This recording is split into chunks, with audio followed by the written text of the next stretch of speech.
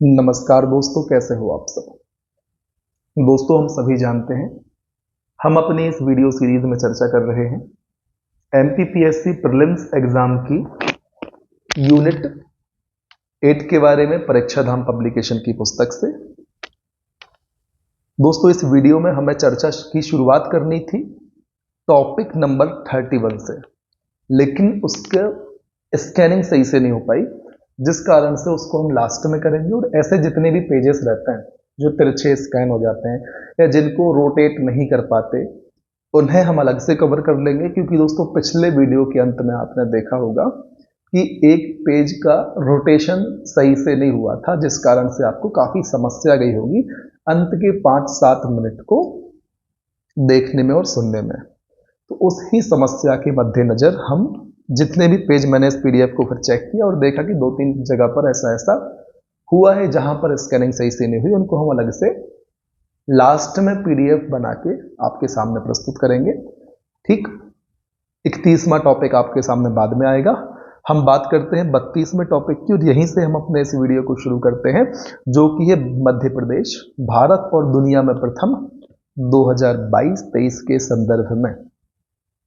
प्रश्न के साथ शुरुआत होनी है कि भारत का सबसे बड़ा अंतर्राष्ट्रीय एयरपोर्ट का शिलान्यास कहां किया गया। तो दोस्तों, नोएडा अंतर्राष्ट्रीय हवाई अड्डा जेवर में इसका शिलान्यास किया गया। आपको इस बात को ध्यान रखना है क्योंकि भारत का सबसे बड़ा अंतर्राष्ट्रीय एयरपोर्ट है। अब हम बात करते हैं दोस्तों मध्य प्रदेश में प्रथम 2022-23 के संदर्भ में। तो दोस्तों, देश में सबसे अधिक टाइगर रिजर्व वाला राज्य हम सभी जानते हैं, प्यारा मध्य प्रदेश। संख्या कितनी है कमेंट सेक्शन में बताएं, क्योंकि हम चर्चा कर चुके हैं। देश का पहला मेडिकल डिवाइस पार्क उज्जैन में स्थापित किया गया। फिर देश का पहला यूनिटी मॉल उज्जैन में स्थापित किया जाएगा। फिर मध्य प्रदेश चिकित्सा पाठ्यक्रम को हिंदी में पढ़ाने वाला देश का प्रथम राज्य बन गया है। इसके अलावा दोस्तों, मध्य प्रदेश की पहली सोलर सिटी के रूप में सांची को विकसित किया जा रहा है। इन सभी तथ्यों की चर्चा कहीं ना कहीं हम पहले कर चुके हैं। फिर दोस्तों, मध्य प्रदेश में पहला जियोलॉजिकल पार्क लमेटा घाट जबलपुर में बनाया जाएगा। कहाँ बनाया जाएगा पहला जियोलॉजिकल पार्क? लमेटा घाट जबलपुर में बनाया जाएगा। फिर दोस्तों, भारत का पहला व्यवसायिक स्तर पर बायोमास आधारित हाइड्रोजन संयंत्र मध्य प्रदेश के खंडवा जिले में स्थापित होगा। फिर दोस्तों, देश की पहली महिला क्रिकेट अकादमी शिवपुरी में खुलेगी। ध्यान रखना है दोस्तों, इसके पहले हमने क्या देखा? पहला जियोलॉजिकल पार्क लमेटा घाट जबलपुर में, व्यवसायिक स्तर पर बायोमास आधारित हाइड्रोजन संयंत्र मध्य प्रदेश के खंडवा जिले में स्थापित होगा। और दोस्तों, पहली महिला क्रिकेट अकादमी ना सिर्फ मध्य प्रदेश बल्कि पूरे देश की कहां खुलेगी? शिवपुरी में खुलेगी। फिर मध्य प्रदेश का पहला क्रोकोडाइल रिसर्च सेंटर भोपाल के भदभदा में स्थापित किया जाएगा। इस तथ्य को भी आप ध्यान रखें। इसके बाद मध्य प्रदेश का पहला drone school MITS engineering college Gwalior में खोला जाएगा। आपको बताना है MITS की स्थापना कब हुई थी और फुल फॉर्म क्या है इसका। पहला ड्रोन स्कूल दोस्तों यहीं पर खोला जाएगा। फिर बुरहानपुर मध्य प्रदेश का पहला ऐसा जिला है, यहाँ के दोस्तों 100% ग्रामीण परिवारों को नल कनेक्शन के जरिए जल उपलब्ध कराया गया है। कौन सा ऐसा पहला जिला है मध्य प्रदेश का? तो दोस्तों वो है बुरहानपुर। दूसरा भी बन गया है, इसको आप कमेंट सेक्शन में बताएं, क्योंकि हम पहले चर्चा कर चुके हैं। और दोस्तों, इस वीडियो से मैंने फिर से अपनी जो स्पीड है, टेम्पो है, उसको स्लो किया है, क्योंकि मुझे ऐसा लगा, और आपने कमेंट सेक्शन में बताया भी नहीं कि सर जो आप तेज गति से बोल रहे हैं वो ठीक है, इतना ही जारी रखें या फिर उस स्पीड को कम करें। तो मैं अपने हिसाब से फिर से मध्यम स्तर पर वापस आ गया, ताकि यदि किसी को प्रॉब्लम हुई हो और वो साझा नहीं कर पाया हो तो उसकी समस्या को भी हम कंसीडर कर लें। ठीक है, तो दोस्तों, मध्य प्रदेश के बैतूल जिले के रानीपुर में मध्य प्रदेश के पहले पुलिस म्यूजियम का शुभारंभ किया जाएगा। कहां पर खुलेगा मध्य प्रदेश का पहला पुलिस म्यूजियम? तो बैतूल जिले के रानीपुर में।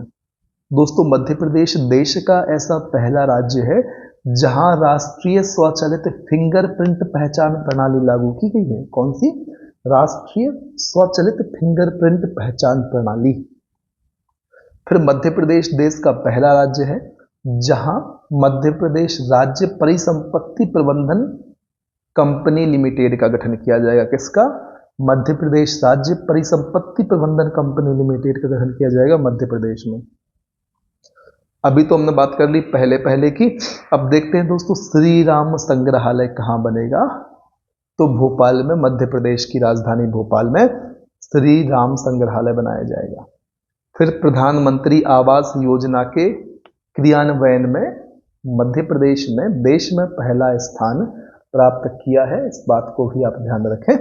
और फिर मध्य प्रदेश का आदिवासी बाहुल्य मंडला भारत का पहला कार्यात्मक रूप से साक्षर जिला बन गया है। कौन सा जिला दोस्तों?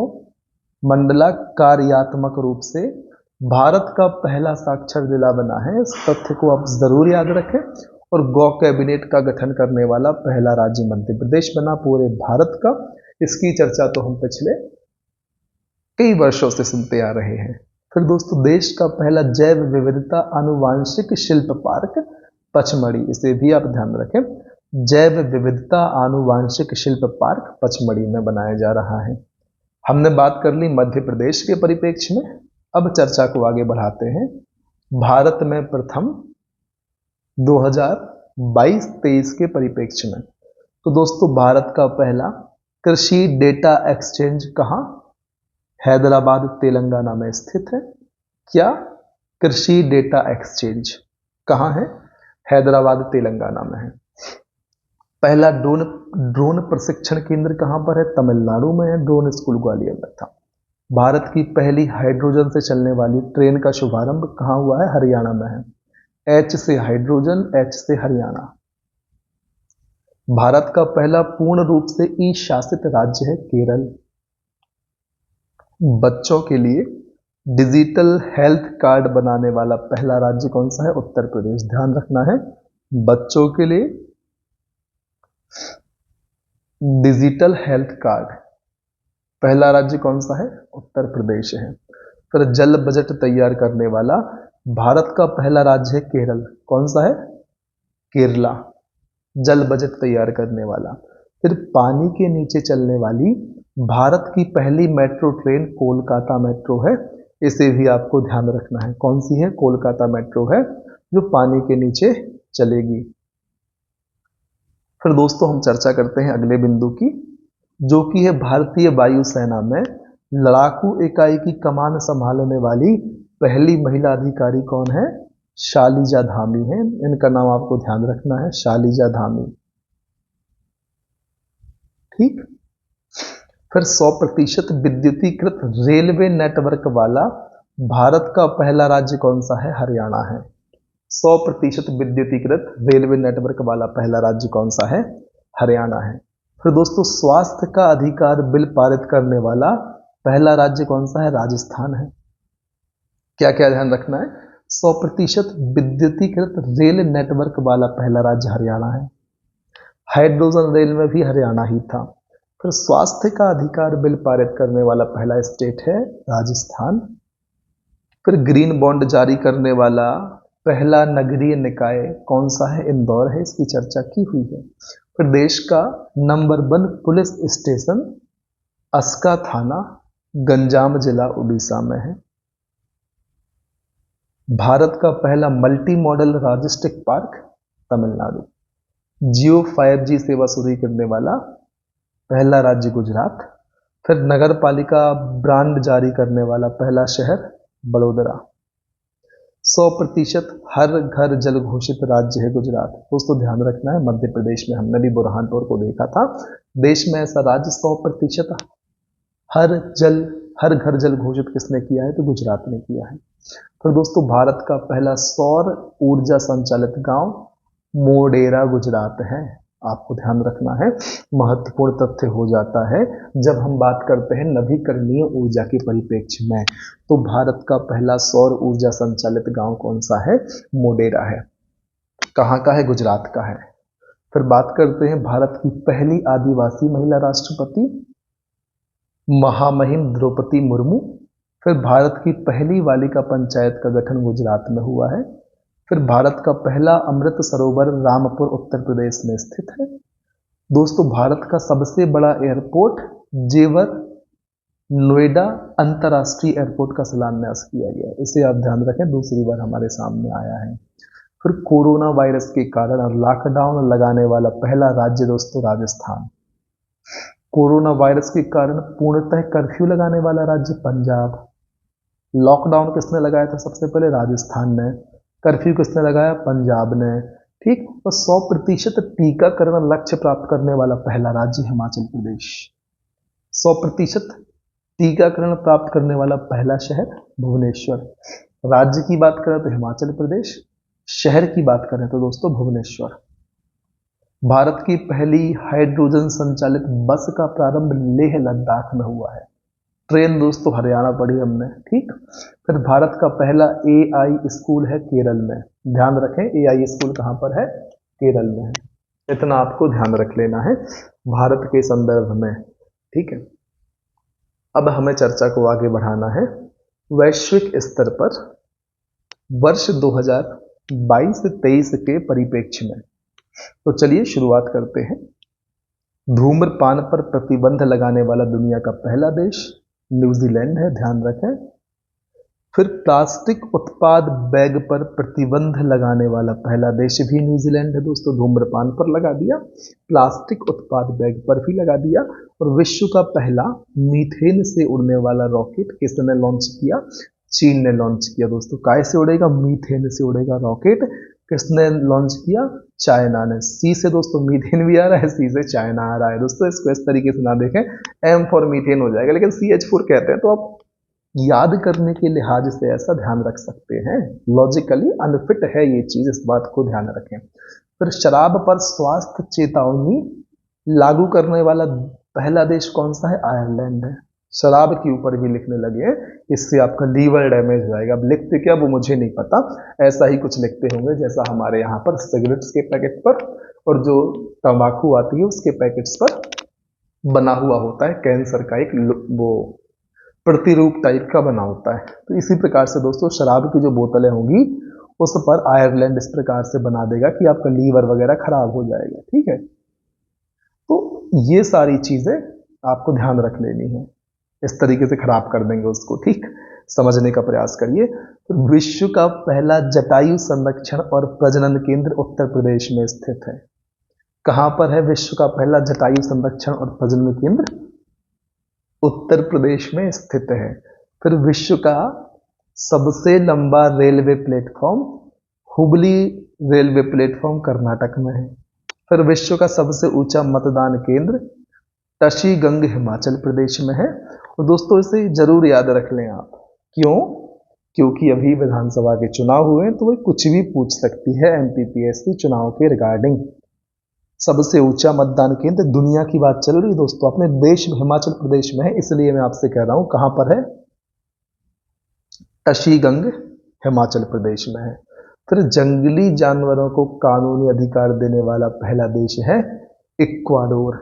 जंगली जानवरों को भी भाई कानूनी अधिकार, लीगल राइट्स मिल गए हैं इक्वाडोर में। ठीक है, इसको ध्यान रख लें। और विश्व का सबसे लंबा railway platform Hubli railway platform Karnataka, तो आपने सुन ही लिया होगा। फिर दोस्तों अब चर्चा करनी है प्रधानमंत्री नरेंद्र मोदी की अंतर्राष्ट्रीय यात्राएं 2023 में जो उन्होंने की।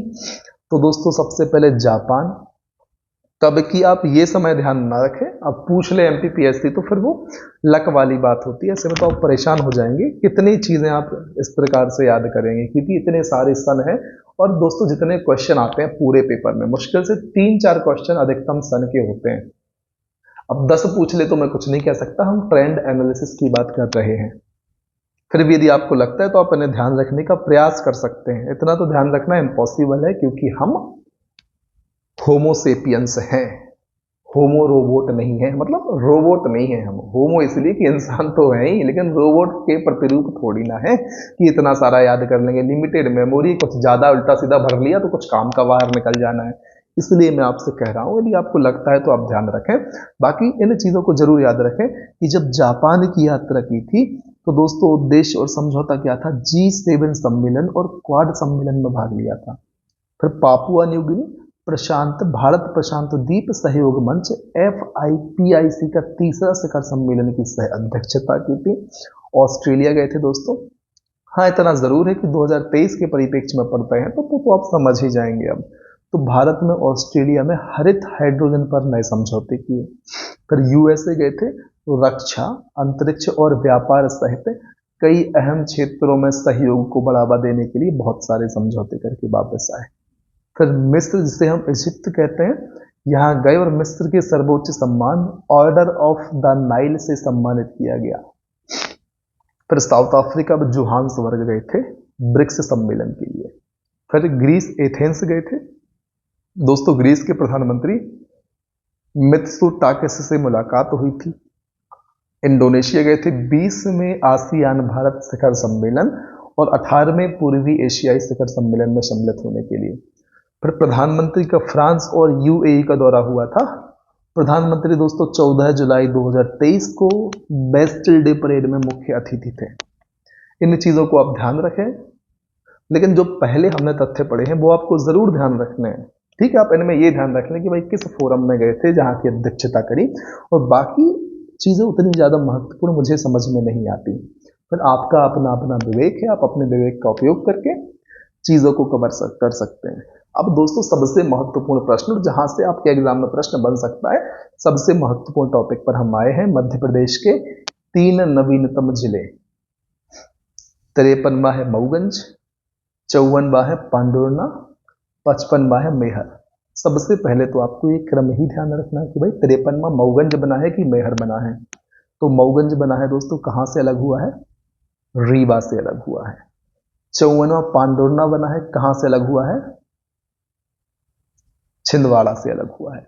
55वां मैहर बना है, कहां से अलग हुआ है? सतना से अलग हुआ है। इनको आपको ध्यान रखना है। अब एक एक करके विस्तार से इनकी चर्चा हम कर लेते हैं। तो सबसे पहले बात करेंगे 53वें जिला मऊगंज के बारे में। दोस्तों इस क्रम को मत भूल जाना, नहीं तो फिर अनर्थ हो सकता है पेपर में। बहुत बेसिक सा प्रश्न है, कंफ्यूजन में भूलना नहीं है। ठीक है, तो दोस्तों इस जिले का, किस जिले का? मऊगंज जिले का गठन मध्य प्रदेश भू राजस्व संहिता 1959 क्रमांक 20 सन 1959 के तहत किया गया। आप कम से कम अब ये 1959 भी याद रख लें कि भू राजस्व संहिता 1959 की है, क्योंकि अब तो भाई राज्य का गठन हो गया। फिर मऊगंज जिले के अधिसूचना 13 अगस्त 2023 को जारी की गई और अस्तित्व में कब आया? 15 अगस्त 2023 को आया। कब आया? 15 अगस्त 2023 को। कौन अस्तित्व में आया? तो मऊगंज अस्तित्व में आया। ठीक है, ये अस्तित्व वाला डेट आप पहले याद रखें, फिर आपकी स्वेच्छा है कि आपको अधिसूचना याद रखनी है कि नहीं। जैसे बोलते हैं नमक स्वाद अनुसार, तो आपके अनुरूप है कि आप अधिसूचना याद रख लें, आपको रखना है तो। एग्जाम में पूछ लिया तो फिर यदि आपको ऐसा लगता है तो आप याद कर लें। मेरे हिसाब से अस्तित्व याद कर लें, नहीं तो दोनों में कंफ्यूज होगी, फिर एक भी पूछेंगे तो दोनों गलत कर जाएंगे। इसलिए सेफ साइड हमें खेलना है। 100 प्रश्नों में से 80+ का हमें टारगेट रखना है। अब तो 80 कट ऑफ भी जाने लगी है, तो 80+ का तो कम से कम रखना ही होगा टारगेट। 80+ का टारगेट रखना है। तो जो 20 का स्कोप है वो ऐसे ही प्रश्नों के लिए है। कहीं ऐसा ना हो कि इन 20 के चक्कर में 2-5 हम यहाँ से भी उड़ा दें तो ये 75 बचे, और फिर 3 महीने तक यही चल रहा है कि सिलेक्शन होगा कि नहीं होगा। 3 महीना इसलिए कहा क्योंकि MPPSC का ऐसा रिजल्ट निश्चित समय पर देने का कोई बेंचमार्क समझ में नहीं आता। वो MPPSC के ऊपर निर्भर करता है कि कब सरप्राइज देना है। ठीक, फिर बात करते हैं मऊगंज जिले के पहले कलेक्टर अजय श्रीवास्तव को बनाया गया।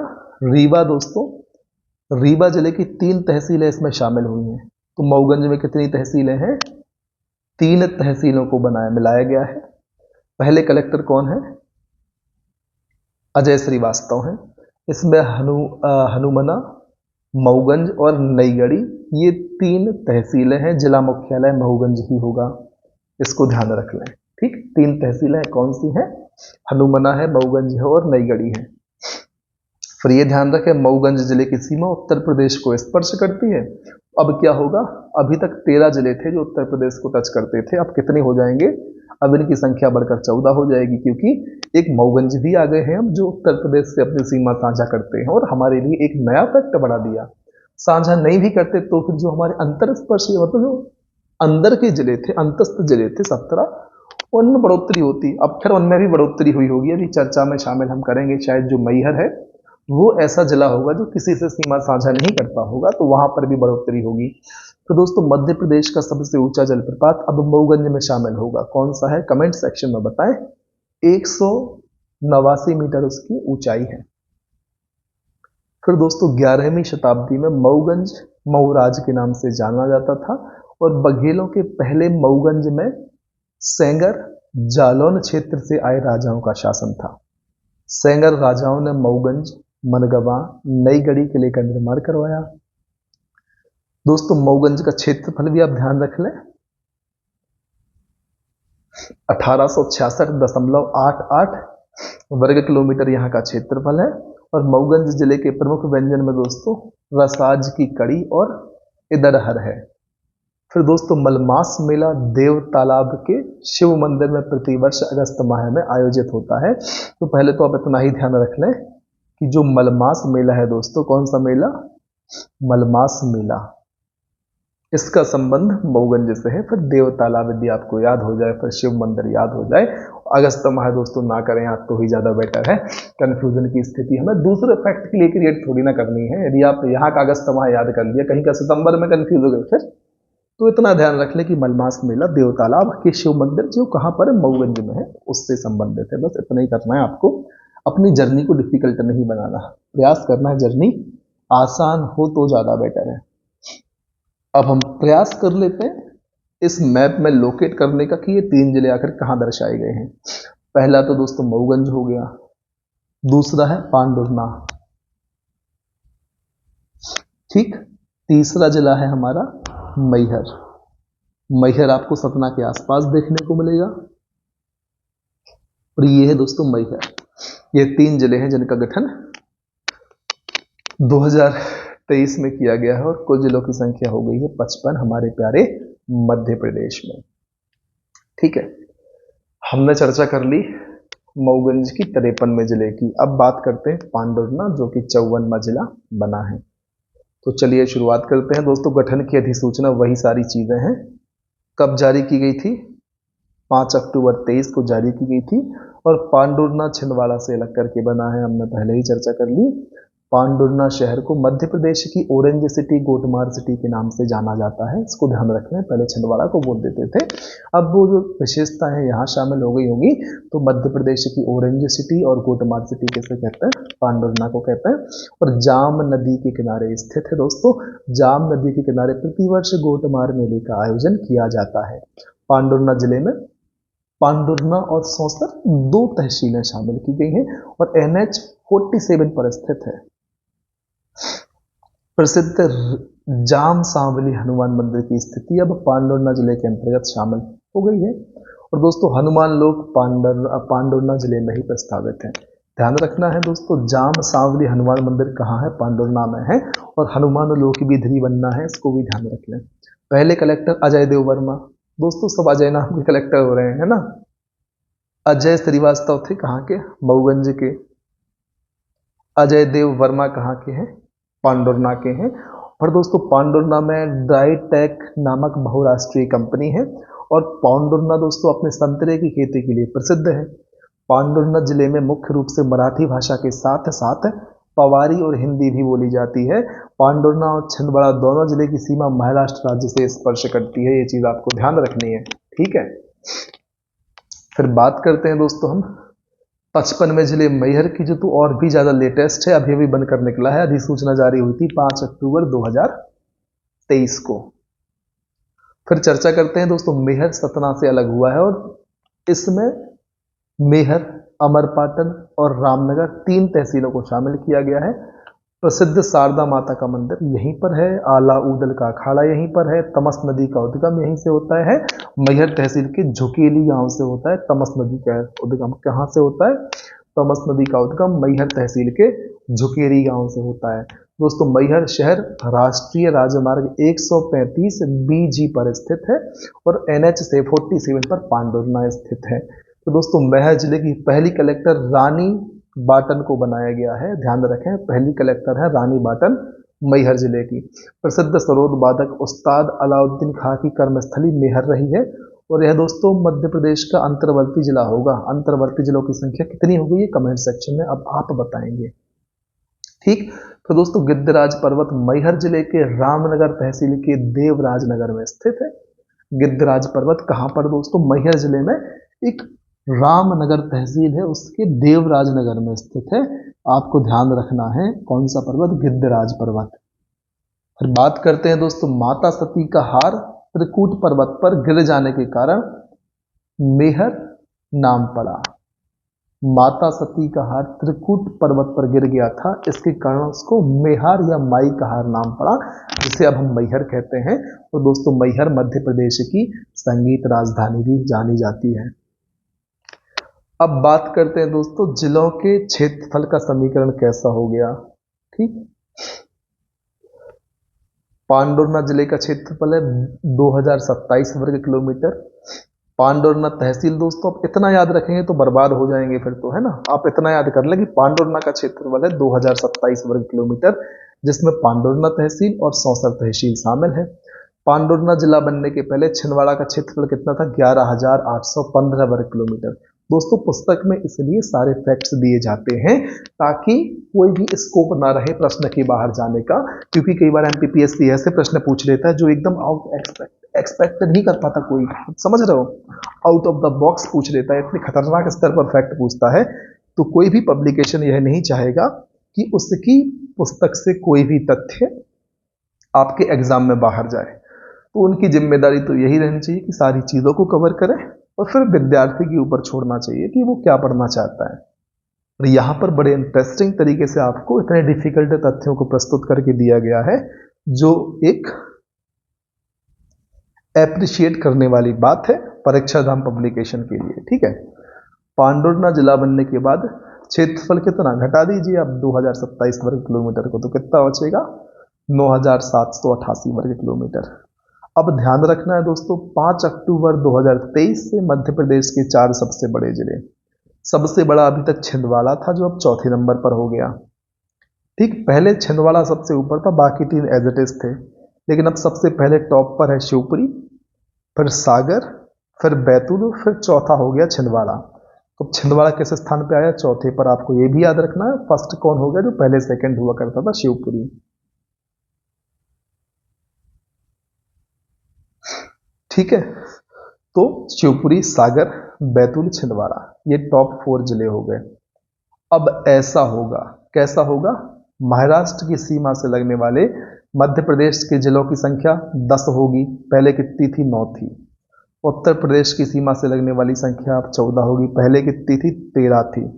दोस्तों रीवा संभाग में अब जिलों की कुल संख्या मऊगंज और मैहर सहित 6 होगी, पहले कितनी थी? 4 थी। जबलपुर संभाग में अब जिलों की कुल संख्या पांडुरना सहित 9 होगी, पहले कितनी थी? 8 थी। अब मध्य प्रदेश में अंतर्वर्ती जिलों की संख्या मैहर सहित कितनी होगी? 18 होगी, पहले कितनी थी दोस्तों? तो पहले थी 17। ये सारी चीजें ध्यान रखनी है आपको, बेसिक से प्रश्न है, उल्टे सीधे तथ्यों के चक्कर में आसान चीजें हमें नहीं भूलनी है, क्योंकि आसान प्रश्न ज्यादा आते हैं एग्जाम में, तभी तो 80 कट ऑफ भी चली जाती है। डिफिकल्ट प्रश्न यदि ज्यादा होते हैं तो कट ऑफ भी कम होती है ना, प्लस हमारे यहाँ माइनस मार्किंग भी नहीं है, तो एक वो अलग सिस्टम है कि सारे क्वेश्चन अटेम्प्ट कर देते हैं तो कुछ चांस बेस जो सही होता है उनके नंबर भी जुड़ते हैं, तो 5-7 नंबर 2-5 नंबर कट ऑफ वैसे भी इंक्रीज हो जाता है। फिर महत्वपूर्ण तथ्यों की यदि हम बात करें, नवीनतम जिला 53वां पृथक हुआ रीवा से, अधिसूचना 13 अगस्त 2023। दोस्तों आप अधिसूचना ही याद रख लें, अस्तित्व को ध्यान न रखें, क्योंकि अधिसूचना सबकी लिखी हुई है यहाँ पर, है ना। शामिल तहसील दोस्तों 4 तहसील है, देव तालाब प्रस्तावित है, तो फिलहाल 3 थी लेकिन 4 हो जाएंगी, हनुमना, नईगढ़ी, मऊगंज और देव तालाब प्रस्तावित है। प्रथम कलेक्टर अजय श्रीवास्तव। पर्यटक स्थल बहुटी जलप्रपात। पांडुरना 54वां छिंदवाड़ा से अलग हुआ, 5 अक्टूबर 23 को सूचना जारी। सौंसर पांडुरना तहसील शामिल हुई है। अजय देववर्मा पहले कलेक्टर हैं। जाम सांवली मंदिर पर्यटक स्थल है। फिर मेहर 55वां जिला दोस्तों सतना से अलग हुआ है, 5 अक्टूबर 23 को अधिसूचना जारी हुई है। और अमरपाटन, रामनगर और मेहर इसकी तहसील है, 3 तहसीलें हैं। रानी बाटट यहाँ की पहली कलेक्टर है और शारदा माता मंदिर यहाँ पर प्रसिद्ध है। उम्मीद है इतनी चीजें आपको ध्यान रहेंगी। अब बात करते हैं एक जिला एक करंट, मतलब हर जिले का एक स्पेसिफिक करंट का पॉइंट यहाँ पर आपके सामने दिया गया है, जिसे हम चर्चा में शामिल करने वाले हैं। तो चलिए शुरुआत करते हैं भिंड से। तो दोस्तों भिंड है मध्य प्रदेश का 17वां नगर निगम बना। कौन? भिंड। वन रिपोर्ट 21 के अनुसार मध्य प्रदेश में सर्वाधिक वन वृद्धि वाला जिला भी कौन सा है? भिंड है। फिर दोस्तों मुरैना, मार्च 2023 में मुरैना जिले की गजक को क्या मिला? ज्योग्राफिकल इंडिकेटर मिला, जीआई टैग मिला। फिर श्योपुर, 17 सितंबर 2022 को अफ्रीका महाद्वीप के नामीबिया देश से बच्चा जानता है चीते लाकर श्योपुर के कोनोपालपुर राष्ट्रीय उद्यान में बसाए गए हैं। फिर ग्वालियर दोस्तों, मध्य प्रदेश का पहला ड्रोन स्कूल का शुभारंभ और यूनेस्को के द्वारा सिटी ऑफ म्यूजिक की मान्यता भी ग्वालियर को दी गई। फिर शिवपुरी दोस्तों, शिवपुरी जिले में हाल ही में खुदाई के दौरान 12वीं-13वीं शताब्दी की भगवान आदिनाथ की प्रतिमा निकली है। आपको ध्यान रखना है, भगवान आदिनाथ की 12वीं-13वीं शताब्दी की प्रतिमा खुदाई के दौरान किस जिले से निकली है? तो शिवपुरी से निकली है। फिर गुना में जन्मे अर्शदीप सिंह भारतीय क्रिकेट टीम में चयन और T20 विश्व कप 2022 में शामिल हुए हैं। ध्यान रखना है दोस्तों, अर्शदीप सिंह का नाम, इनका चयन हुआ है भारतीय क्रिकेट टीम और T20 विश्व कप 2022 में मध्य प्रदेश के गुना जिले से संबंधित हैं। अर्शदीप सिंह क्रिकेटर हैं, हमारे लिए बहुत गर्व की बात है। फिर अशोकनगर, मिस्टर इंडिया बनने वाले विनीत कुमार मध्य प्रदेश के पहले व्यक्ति बने जो अशोकनगर से संबंधित है। कौन दोस्तों? विनीत कुमार। फिर दतिया जिले में नए एयरपोर्ट का शिलान्यास हुआ है। इसके अलावा दोस्तों उज्जैन में 27 से 29 दिसंबर 2022 के बीच अंतर्राष्ट्रीय जल सम्मेलन का आयोजन किया गया। फिर देवास दोस्तों, मध्य प्रदेश के देवास जिले के शंकरगढ़ पहाड़ी पर बनेगी फिल्म सिटी। दोस्तों देवास में बन रही है फिल्म सिटी, सोच रहे हो आप? देवास में क्या बन रही है? फिल्म सिटी बन रही है। कहां पर? शंकरगढ़ पहाड़ी पर बननी है। फिर रतलाम की बात करें दोस्तों तो 100% पूर्ण कोविड टीकाकरण पूरा करने वाला मध्य प्रदेश का पहला शहर रतलाम। और लीला जोशी स्त्री रोग विशेषज्ञ को 2020 का पद्म श्री पुरस्कार मिला था। इनका नाम भी ध्यान रख लें, ये रतलाम से संबंधित हैं या रतलाम से बिलोंग करते हैं। फिर दोस्तों शाजापुर, मध्य प्रदेश का पहला ह्यूमन कैपिटल बैंक शाजापुर के सुजालपुर में प्रस्तावित है। कौन सा? Human capital bank. फिर आगरमालवा दोस्तों, आगरमालवा जिले में 550 मेगावाट का सोलर प्लांट प्रस्तावित है। एक है 450 का और एक है 500 का। ये कहाँ प्रस्तावित है? कमेंट सेक्शन में बताएं। चर्चा हमने की है यहाँ, नहीं तो हमने MP सीरीज में की है, कहीं ना कहीं जरूर की है, आप हमें जरूर बताएं। फिर मंदसौर दोस्तों, मंदसौर जिले की पार्वती आर्य का निधन। यह एशिया की पहली महिला ट्रक ड्राइवर थी, इनको ध्यान रखना है। फिर दोस्तों नीमच, देश का पहला हेलमेट बैंक नीमच में स्थापित है, मध्य प्रदेश। फिर इंदौर दोस्तों, इंदौर में मध्य प्रदेश का ग्लोबल इन्वेस्टमेंट समिट का आयोजन जनवरी 2023 में किया गया और 17वां प्रवासी दिवस सम्मेलन भी यहीं पर मनाया गया। ठीक। फिर बात करते हैं धार जिले की। दोस्तों देश का पहला फॉसिल डिजिटल 3D पार्क धार जिले में स्थापित किया गया है। फिर अलीराजपुर, एक जिला एक उत्पाद योजना के तहत अलीराजपुर जिले की सफेद मूसली का चयन किया गया। फिर झाबुआ दोस्तों, झाबुआ जिले में सन 1987 से भील और भिलाला समुदाय के उत्थान के लिए काम कर रहे हैं। कौन? नीलेश देसाई। इनके लिए 2021-22 का जमुना लाल बजाज पुरस्कार दिया गया, कहना नीलेश देसाई को दिया गया। ये काम कर रहे हैं भील और भिलाला समुदाय के उत्थान के लिए झाबुआ जिले में। फिर खरगोन के दोस्तों सौर गांधी के नाम से विख्यात है, प्रचलित नहीं, विख्यात यहाँ ज्यादा बेटर शब्द है। तो विख्यात चेतन सोलंकी को मध्य प्रदेश सौर ऊर्जा का ब्रांड एम्बेसडर बनाया गया। फिर दोस्तों बड़वानी, बड़वानी में खुदाई के दौरान परमारकालीन भगवान कुबेर की मूर्ति मिली है। फिर खंडवा, खंडवा जिले के हनुमंतिया टापू में नवंबर 2021 में जल महोत्सव आयोजित किया गया। कहाँ पर जल महोत्सव आयोजित किया गया? खंडवा जिले के हनुमंतिया टापू में किया गया। फिर दोस्तों बात करते हैं बुरहानपुर की। बुरहानपुर पुरातत्व विभाग ने बुरहानपुर जिले में, दोस्तों बुरहानपुर पुरातत्व विभाग नहीं, पुरातत्व विभाग ने बुरहानपुर में स्थित बिल्किस जहां का मकबरा दर्शकों के लिए खोला है। आपको ध्यान रखना है, बिल्किस जहां का मकबरा कहां पर है? तो बुरहानपुर में है। फिर दोस्तों बात करते हैं नर्मदापुरम की। तो दोस्तों नर्मदापुरम के श्याम सुंदर दुबे को 2023 में भारत का महालेखा नियंत्रक नियुक्त किया गया, CGA नियुक्त किया गया। इसका फुल फॉर्म ध्यान रखना है, महालेखा नियंत्रक। CAG ना कर देना दोस्तों कि CGA का फुल फॉर्म पूछे आप कंप्ट्रोलर अटॉर्नी जनरल कर दें, ऐसा नहीं करना है, नहीं तो समस्या हो जानी है। इस चीज को आपको ध्यान रखना है। फिर बैतूल, बैतूल जिले के आमला ब्लॉक के गांव बिसखान और घिसी में जिंक के भंडार मिले हैं। सबसे पहले ध्यान रखें, जिंक भंडार कहाँ मिले हैं?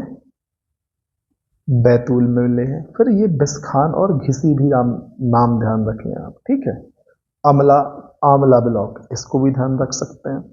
फिर हरदा, हरदा जिले के अनुज जैन को शैक्षणिक क्षेत्र में प्रधानमंत्री राष्ट्रीय बाल पुरस्कार 26 जनवरी 22 को दिया गया।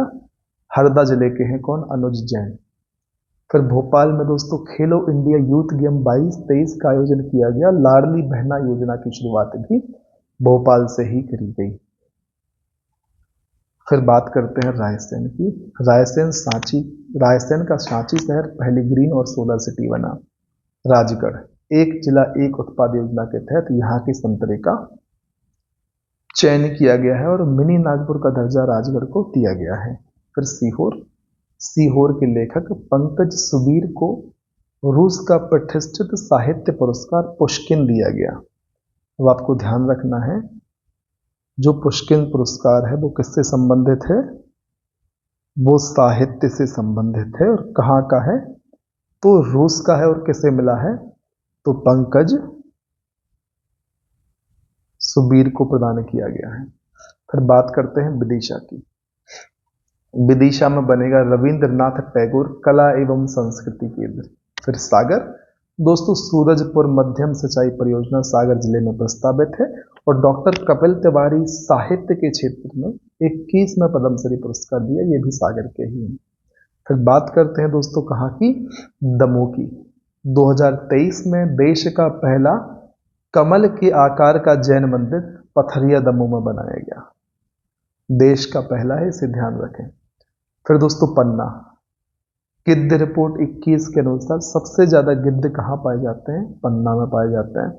छतरपुर की बात करें तो छतरपुर जिले के साथ अवध किशोर जड़िया को शिक्षा एवं साहित्य के क्षेत्र में पद्मश्री पुरस्कार 2022 दिया गया।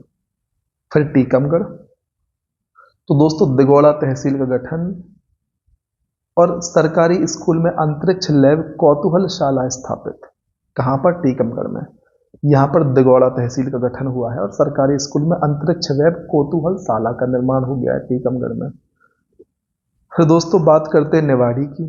तो प्रदेश का दूसरा हर घर जल जिला बना है, पहला कौन सा है? चर्चा की, कमेंट में आप बता दें। फिर दोस्तों रीवा, मार्च 2023 में रीवा जिले में या रीवा जिले के सुंदरजा आम को GI टैग प्रदान किया गया। फिर सीधी, एक जिला एक उत्पाद योजना के तहत सीधी जिले का प्रमुख उत्पाद कारपेट कॉलिन को शामिल किया गया।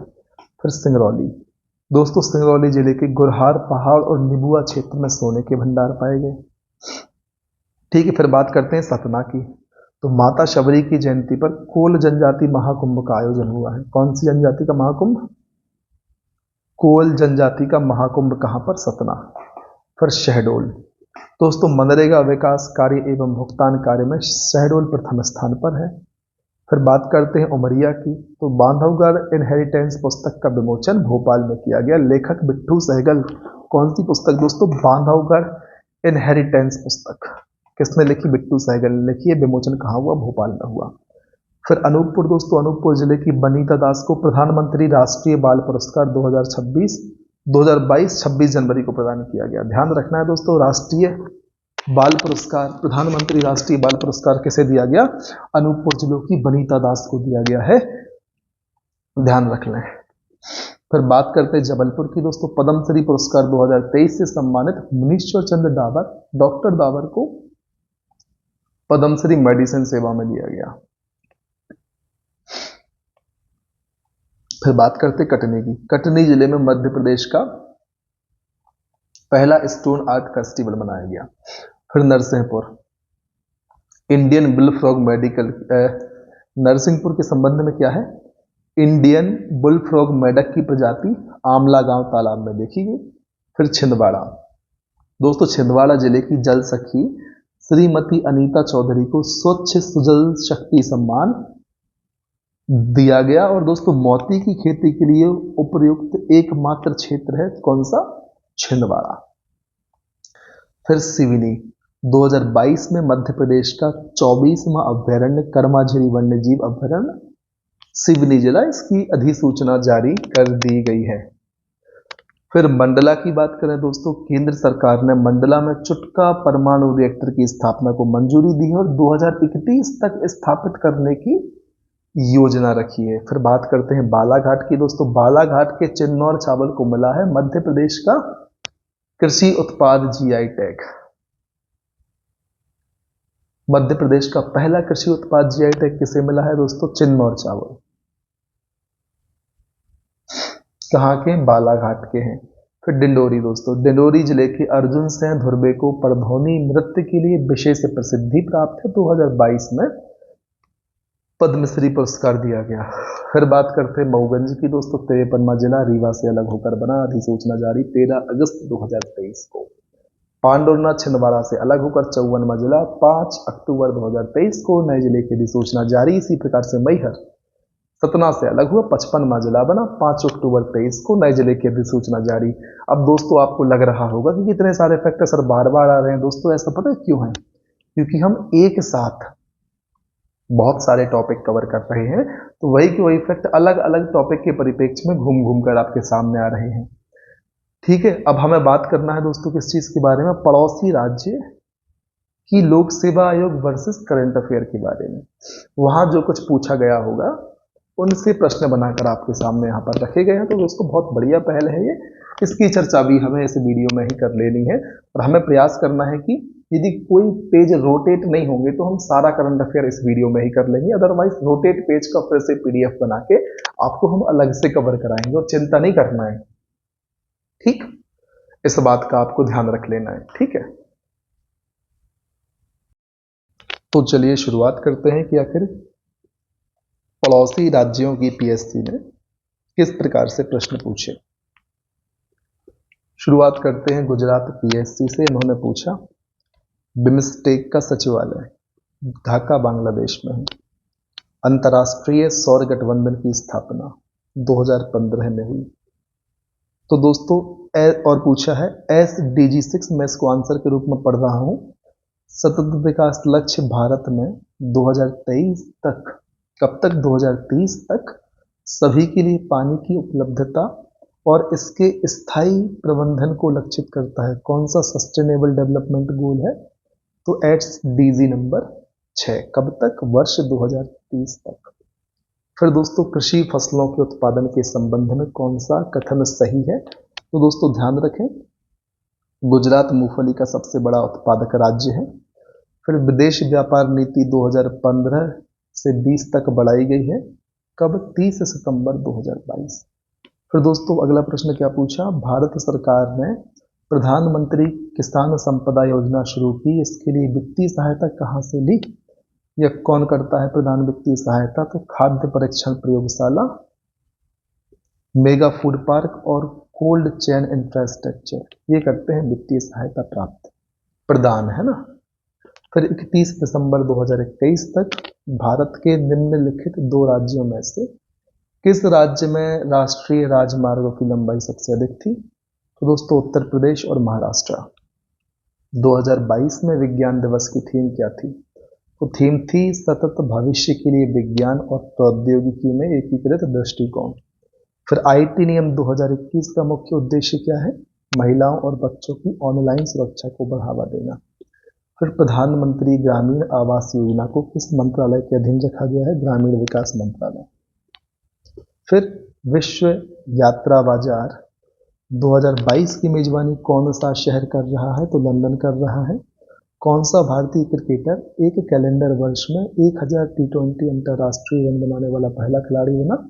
सूर्य कुमार यादव। फिर दोस्तों किस केंद्रीय मंत्रालय ने स्वच्छ सर्वेक्षण ग्रामीण 2023 टूल किट लॉन्च किया है? तो जल शक्ति मंत्रालय।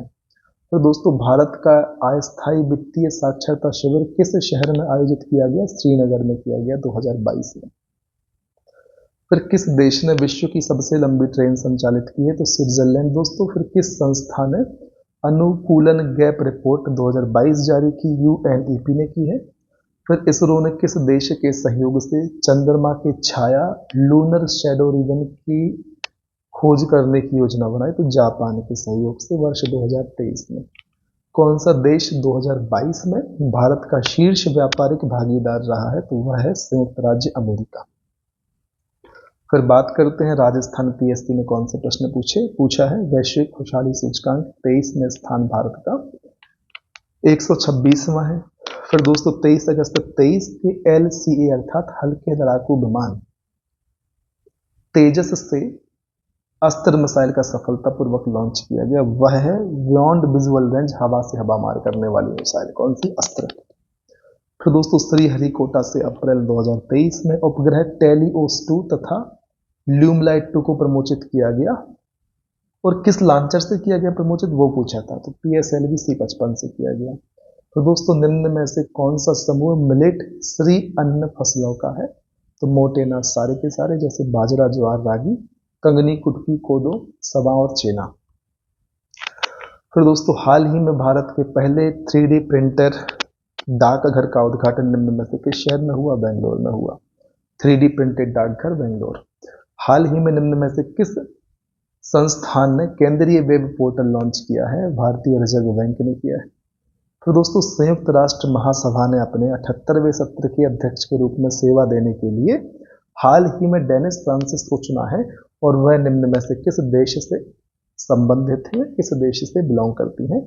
तो त्रिनिडाद एवं टोबैगो से बिलोंग करती हैं। फिर दोस्तों जुलाई 2023 में सीकर राजस्थान में भारत के प्रधानमंत्री ने यूरिया की एक नई किस्म को लॉन्च किया। इस नई किस्म का नाम क्या है? Urea gold. फिर आर्टिफिशियल इंटेलिजेंस की व्यवहारिक उपयोगों की पहचान के लिए AI for good global summit 2023 हाल ही में किस देश में आयोजित हुई? स्विट्जरलैंड में आयोजित हुई। फिर दोस्तों निम्न में से किस व्यक्तित्व को राजस्थानी भाषा के साहित्य अकादमी युवा पुरस्कार 2023 के लिए नामित किया? तो देवीलाल माहिया। फिर दोस्तों बात करते हैं अगले बिंदु की, जो कहता है कि भारत के पहले खुला संग्रहालय शहीदी पार्क का हाल ही में किस शहर में उद्घाटन हुआ? तो शहीदी पार्क दोस्तों दिल्ली में है। फिर हाल ही में इक्वाडोर वासियों ने अमेजन के निम्न में से किस जैव विविधता वाले क्षेत्र में जनमत संग्रह द्वारा तेल की ड्रिलिंग को अस्वीकार कर एक ऐतिहासिक निर्णय लिया? तो यासुनी राष्ट्रीय उद्यान में। फिर दोस्तों मेरा गांव मेरी धरोहर किस मंत्रालय? केंद्रीय संस्कृति मंत्रालय। कौन सा मंत्रालय? केंद्रीय संस्कृति मंत्रालय से संबंधित है मेरा गांव मेरी धरोहर। फिर दोस्तों राष्ट्रमंडल संसदीय संघ का भारत क्षेत्र का 9वां सम्मेलन निम्न में से किस शहर में? उदयपुर में। तो दोस्तों FISU वर्ल्ड यूनिवर्सिटी गेम्स 2023 की पदक तालिका में भारत ने कौन सा स्थान? 7वां स्थान प्राप्त किया। इस भारतीय संस्थान को गांधी शांति पुरस्कार 21 हेतु चयनित किया गया? तो गीता प्रेस गोरखपुर को किया गया।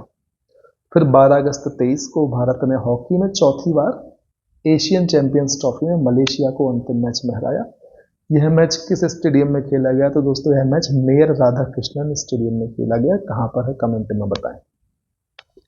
फिर राजेश्वरी कुमारी जिन्होंने बाकू अजरबैजान में आयोजित विश्व चैंपियनशिप में 5वां स्थान प्राप्त कर पेरिस ओलंपिक हेतु पात्रता प्राप्त की है, इसका संबंध है निशानेबाजी से। किनका संबंध? राजेश्वरी कुमारी का संबंध है निशानेबाजी से। फिर दोस्तों भारत के कमलजीत ने 24 जुलाई 2023 को ISSF junior shooting world championship 2023 में पुरुषों की व्यक्तिगत 50 मीटर पिस्टल स्पर्धा में स्वर्ण पदक जीता है। ये निम्न में से किस देश से आयोजित हुई थी?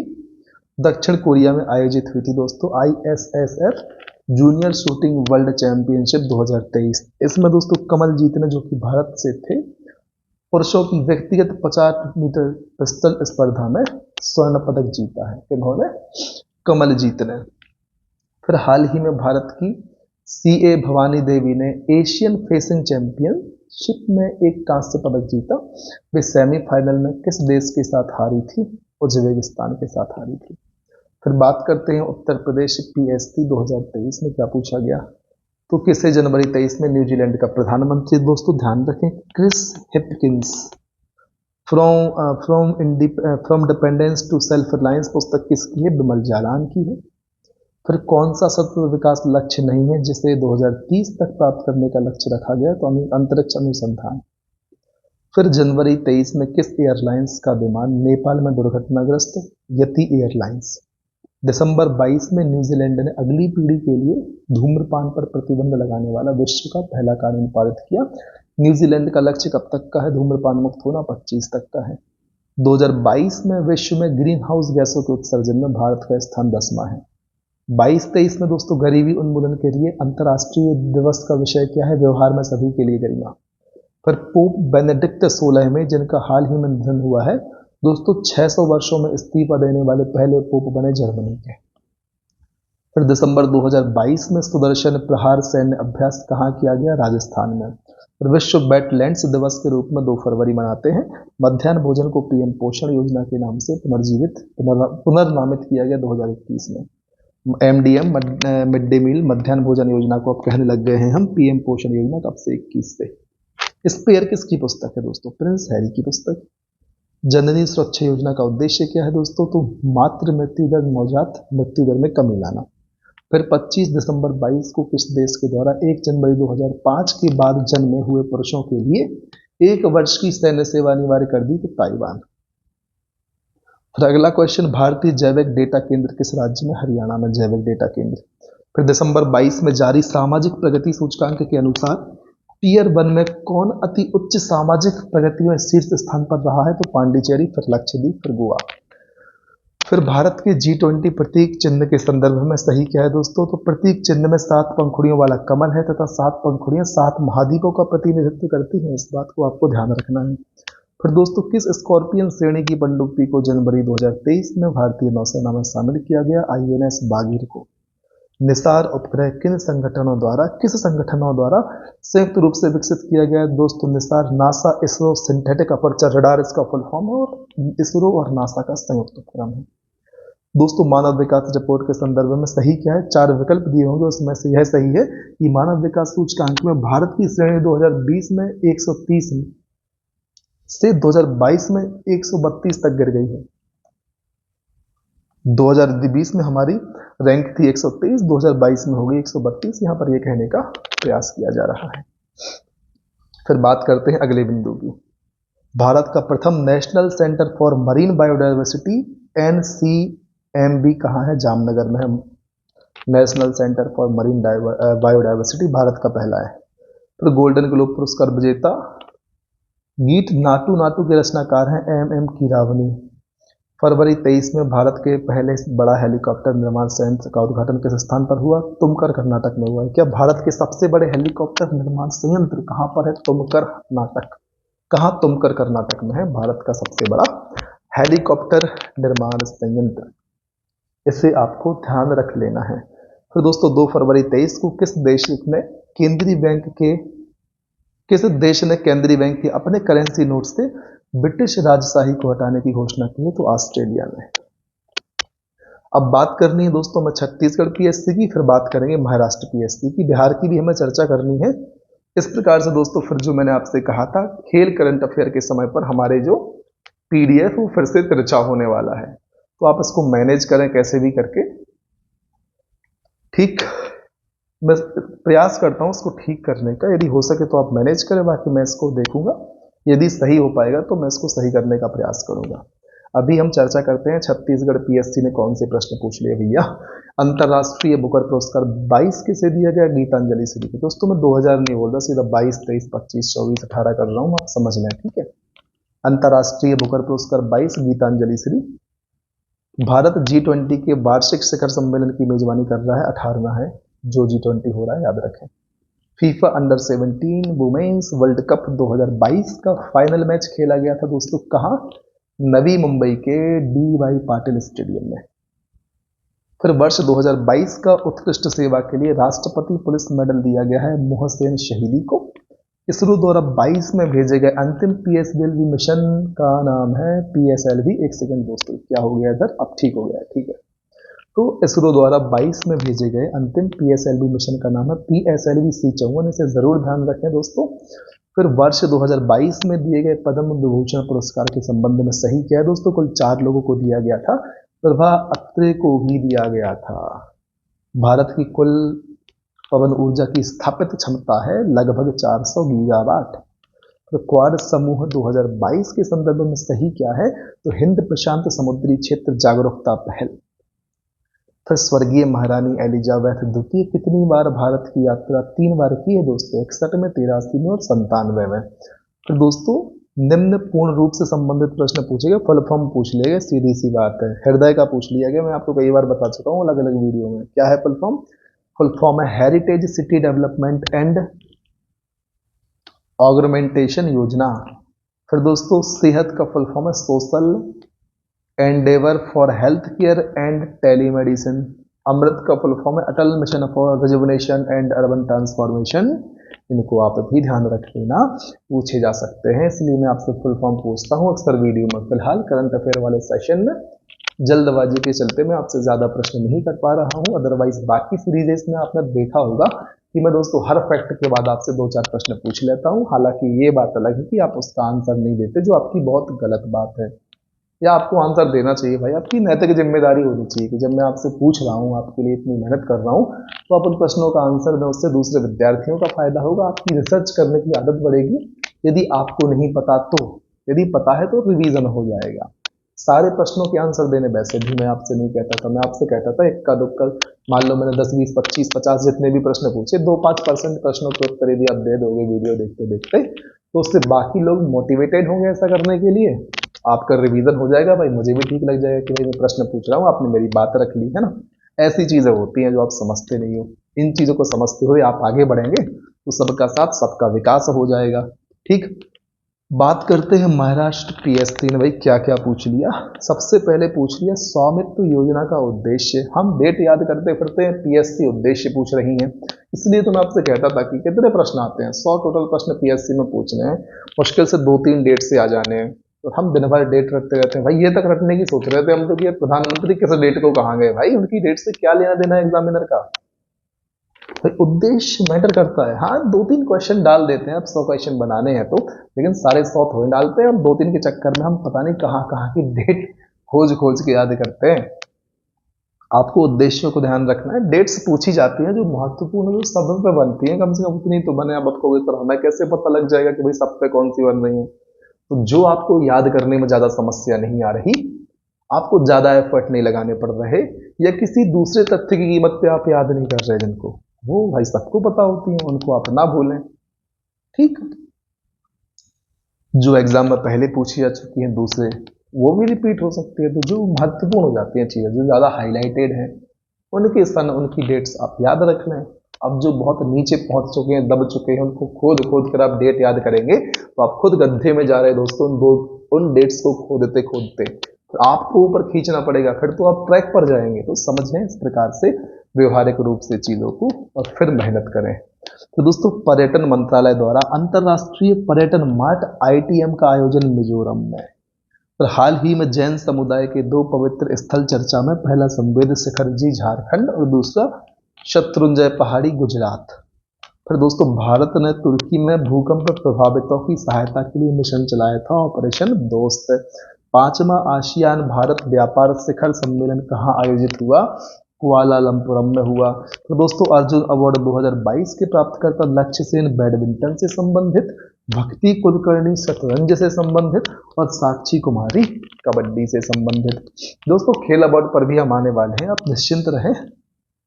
फिर दोस्तों नई दिल्ली में IBA महिला विश्व मुक्केबाजी चैंपियनशिप 2023 का उद्घाटन किसने किया? तो अनुराग सिंह ठाकुर ने किया। फिर दोस्तों मार्च 2023 में भारत सरकार द्वारा पेंशन फंड नियामक और विकास प्राधिकरण के अध्यक्ष के रूप में दीपक मोहंती को चुना।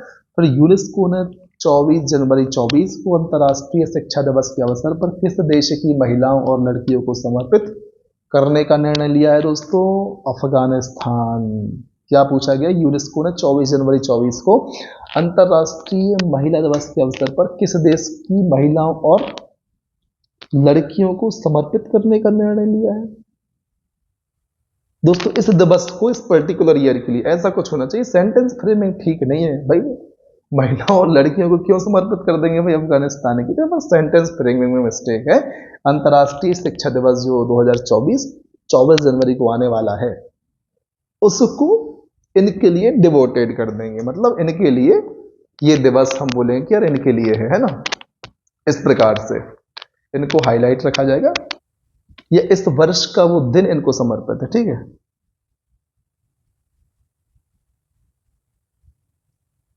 तो जो यहां लिखा है ना अंतर्राष्ट्रीय शिक्षा दिवस, इस दिवस को इस ही दिन के अवसर पर अफगानिस्तान देश की महिलाओं और लड़कियों को समर्पित किया जाएगा। इस देश को, इनके लिए इसमें कुछ बातें जो भी कही जाएंगी आप ये समझें भाई, इनको समर्पित क्यों करेंगे भाई? इंसानों को होते कौन है भाई हम समर्पित करने वाले हैं ना किसी दूसरे व्यक्ति के लिए।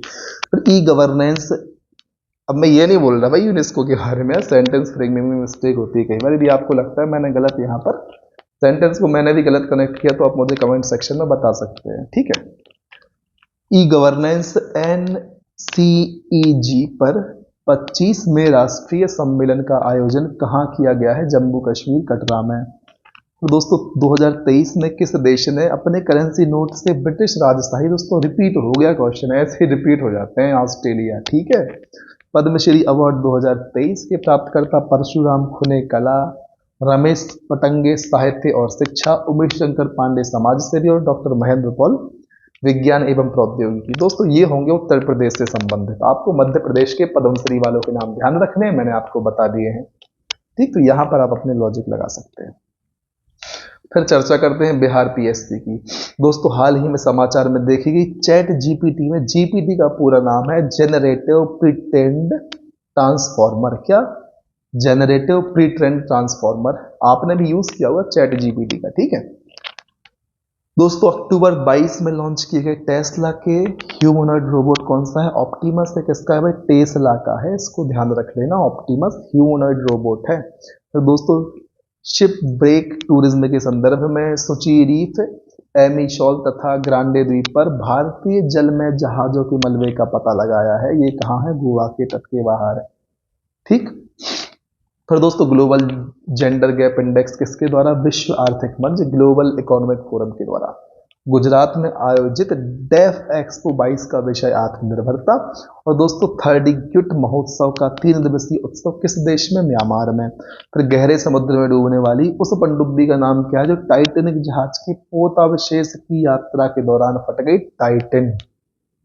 किस राज्य सरकार ने भारत में गिद्धों के संरक्षण के लिए राष्ट्रीय कार्यवाही द्वारा प्रस्तावित गिद्ध संरक्षण के लिए राज्य स्तरीय समिति का शुभारंभ किया? तो वो है तमिलनाडु। फिर दोस्तों भारत के रुद्राक्ष बाला साहेब पाटिल ने काहिरा में ISSF वर्ल्ड चैंपियनशिप में पुरुषों की 10 मीटर एयर राइफल में कौन सा पदक जीता? स्वर्ण पदक जीता। किसने? भारत के रुद्राक्ष बाला साहेब पाटिल ने। इनका नाम ध्यान रखें, जो भारत के रुद्राक्ष बाला साहेब पाटिल हैं, इन्होंने 10 मीटर एयर राइफल में स्वर्ण पदक जीता है। कहां पर हुई थी? काहिरा में हुई थी ISSF वर्ल्ड चैंपियनशिप। दोस्तों महत्वपूर्ण नाम है, महत्वपूर्ण चैंपियनशिप, महत्वपूर्ण फैक्ट है, ध्यान रखें। रुद्राक्ष बाला साहेब पाटिल एयर राइफल शूटिंग, ठीक। 10 कैप्टिव नस्ल एशियाई विशालकाय कछुआ, मनोरिया एमिस, मुख्य भूमि एशिया में सबसे बड़ी कछुआ प्रजातियों में से एक हाल ही में भारत के किस राष्ट्रीय उद्यान में छोड़े गए? तो दोस्तों नतांगी राष्ट्रीय उद्यान नागालैंड। ध्यान रखना है नतांगी राष्ट्रीय उद्यान कहाँ पर है? कौन सा? नतांगी राष्ट्रीय उद्यान कहाँ है? नागालैंड में है, ध्यान रखें, ठीक है। फिर बात करते हैं हाल ही में किस देश ने फिर से अरुणाचल प्रदेश को भारत का एक अभिन्न अंग घोषित कर दिया? तो यूएसए सीनेट ने कर दिया दोस्तों। तो दोस्तों भारत ने किस देश के साथ आर्थिक सहयोग और व्यापार समझौता ECTA पर हस्ताक्षर किए? भारत ऑस्ट्रेलिया। फिर सहज भाषा अधिनियम निम्नलिखित में से किस देश द्वारा हाल ही में पारित किया गया जिसमें सरकारी अधिकारियों को आधिकारिक दस्तावेजों और वेबसाइटों में सरल और आसानी से समझ आने वाली अंग्रेजी भाषा का उपयोग करने की आवश्यकता होती है? तो वो है न्यूजीलैंड। भैया इनने बहुत सारी चीजें बैन कर दी, कमेंट में बता दें। तो दोस्तों दुनिया के पहले पादप परागकणों जिन्हें टिलियाडेम्बिड्स कहा जाता है कि टिलियाडेम्बी जीवाश्म का हाल ही में किस देश में पाए गए? तो दोस्तों ये जीवाश्म कौन से टिलियाडेम्बी जीवाश्म कहाँ पाए गए? रूस में पाए गए। फिर सुर्खियां बटोरने वाली लिस्बन घोषणा किस इकाई के संरक्षण से संबंधित है? तो महासागर के संरक्षण से संबंधित है। फिर दोस्तों बात करते हैं हम मध्य प्रदेश लोक सेवा आयोग कई बार करता क्या है? पड़ोसी देश नहीं दोस्तों, पड़ोसी राज्य की लोक सेवा आयोग की परीक्षाओं से प्रेरित होता है। जैसा कि ये प्रश्न देखे दोस्तों RAS में पूछा गया 2020 में, कौन सा? उच्चतम न्यायालय के निम्नांकित न्यायाधीशों में कौन राजस्थान उच्च न्यायालय में नहीं रहे हैं? इनने क्या पूछ लिया?